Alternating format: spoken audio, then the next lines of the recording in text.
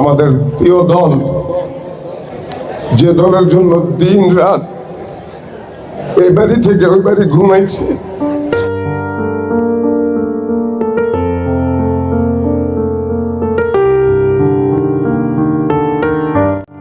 নির্বাচনী বিজয়ের পর আবেগঘন মুহূর্তে অঝরে কেঁদে উঠলেন সিদ্ধিরগঞ্জ ৬ নম্বর ওয়ার্ড বিএনপি সাধারণ সম্পাদক মনির হোসেন।